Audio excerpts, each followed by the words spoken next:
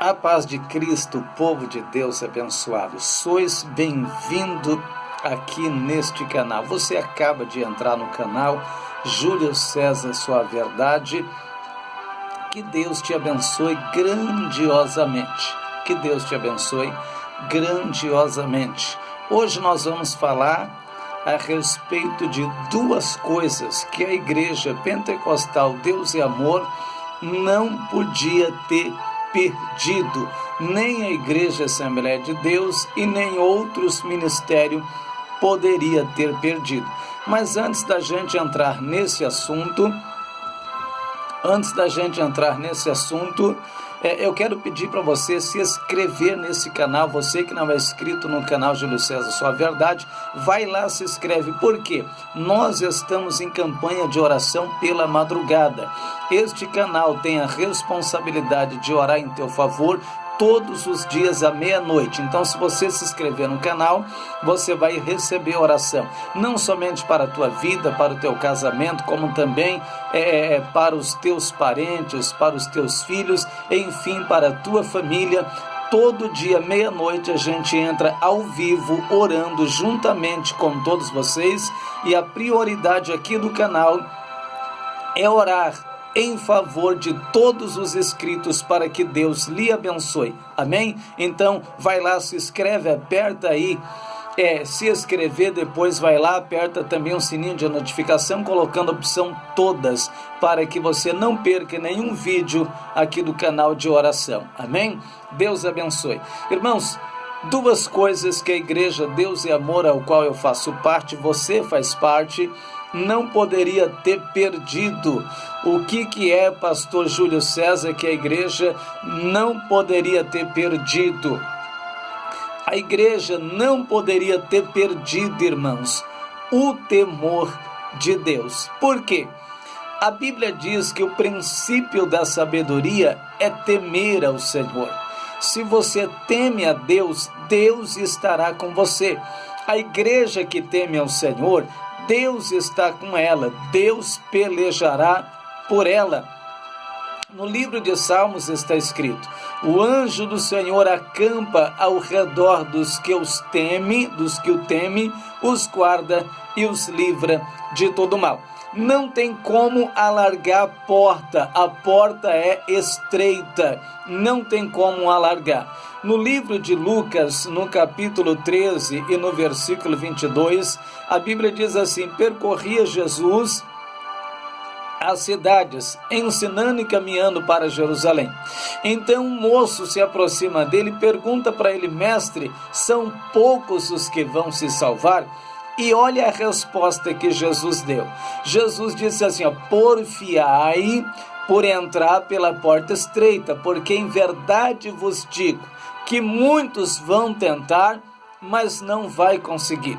E quando o pai de família se levantar e fechar a porta, e vocês estando do lado de fora começar a bater e a dizer: abre-nos a porta, ele vai dizer: eu não te conheço, eu não sei de onde vocês sois. Apartai de mim, vós que praticais a iniquidade. Então é muito sério, irmãos. A porta do céu é estreita. O caminho do céu é estreito. Jesus está ensinando para a gente permanecer na porta estreita e nunca sair dela, porque essa porta nos levará ao reino dos céus. Então, irmãos, não somente a Igreja Deus e Amor, que é o ministério que eu congrego, como a Igreja Assembleia de Deus e outros ministérios, afrouxaram para a vaidade, deixando a vaidade, deixando coisas que não era para deixar entrar dentro da igreja. Muitas coisas vêm entrando dentro da igreja que não era para ter entrado. E o que a Bíblia diz a esse respeito? Em todo tempo, a Bíblia está dizendo que nós temos que ser santo, ser de santo como é santo aquele que te chamou.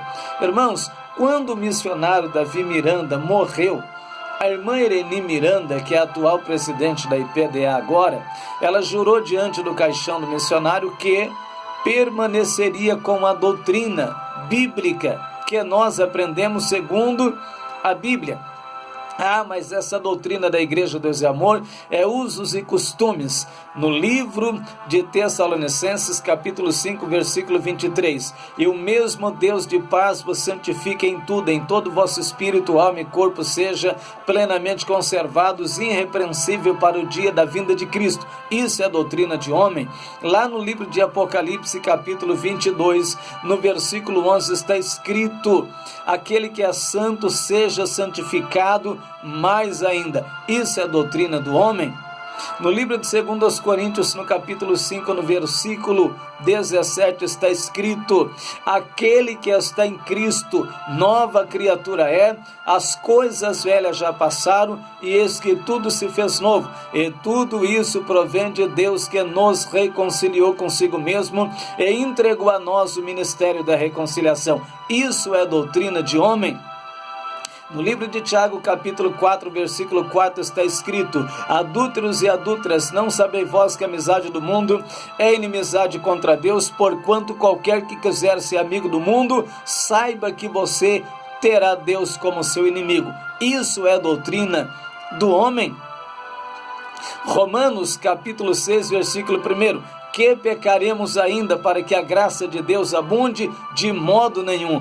Todos quanto fomos batizados em Jesus Cristo, fomos batizados na sua morte, para que o corpo do pecado seja desfeito. Romanos capítulo 6, versículo 12. Não apresentei os vossos membros ao pecado por instrumento de iniquidade, por instrumento de iniquidade, mas apresentei os vossos membros a Deus como instrumento de justiça. Isso é doutrina de homem. Livro de Salmos está escrito: aqueles que entregam a sua alma para a vaidade não vai herdar Sião. Isso é doutrina de homem? Não, agora me diga, escreva aqui, é doutrina de homem? Não é doutrina de homem, irmãos. Isso é o caminho da porta estreita. É o caminho que te levará aos céus. Infelizmente, a vaidade tem entrado dentro das igrejas, o mundanismo tem entrado dentro das igrejas. Cristão é cristão e mundo é mundo. O crente e o mundo não combina, não tem combinação. Somos diferentes do mundo.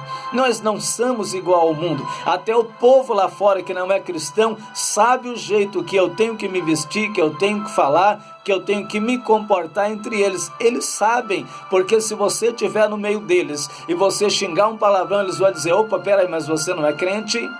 Se você, irmã, colocar uma sainha curta, uma calça comprida apertadinha, eles vão dizer: opa, peraí, mas você não é crente? Você está com as coxas do lado de fora? Olha a roupa que você está apertadíssima, marcando o seu corpo. Eles sabem que a gente não pode se vestir desse jeito e se comportar conforme eles. Só quem não sabe é você.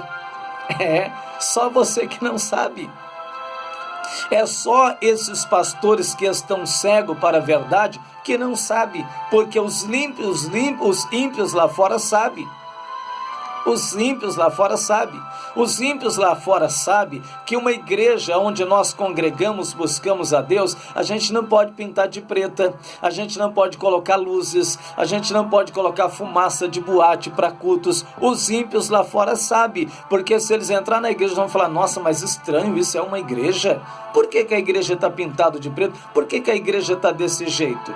Eis aí a razão, irmãos, porque a igreja vem caindo dia após dia e não acontece mais milagre, nem batismo com o Espírito Santo. Irmãos, se cair um demônio hoje, demônio de grande hierarquia, não vai conseguir expulsar. Não vai conseguir expulsar. O demônio vai bater na cara desses mundanos, que não vive segundo a palavra, mas vive segundo os costumes do mundo. É a realidade. Pelo amor de Deus, abra os olhos para a verdade.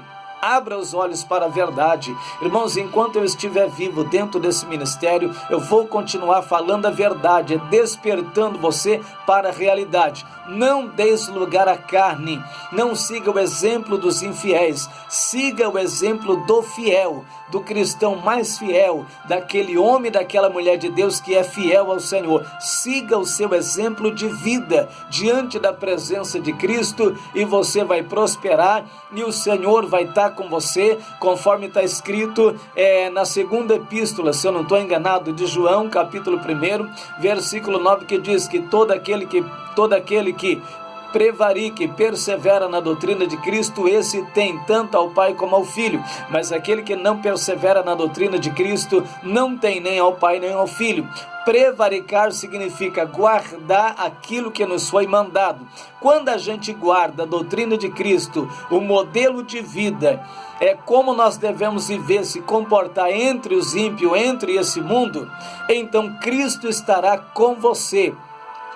Cristo estará com a igreja. Mateus capítulo 5, versículo 13. Vós sois o sal da terra e a luz do mundo. Não se pode esconder uma cidade edificada sobre um monte, nem se acende uma candeia e coloca debaixo da cama, mas acende uma lâmpada e coloca no centro da casa, para que dê a luz aos que estão na casa. Assim resplandeça a vossa luz diante dos homens, para que vejam as vossas boas obras e glorifiquem o vosso Pai que estás no céu. Você tem que andar na rua e as pessoas têm que conhecer que você é um cristão. Você tem que entrar no trabalho e as pessoas têm que saber que você é um cristão, porque você não anda como eles, não fala como eles, não vive como eles, não se comporta como eles, porque você está na porta estreita. Nós estamos no caminho que leva ao céu. Amém? Deus te abençoe, que a paz de Cristo alcance grandiosamente a vossa casa.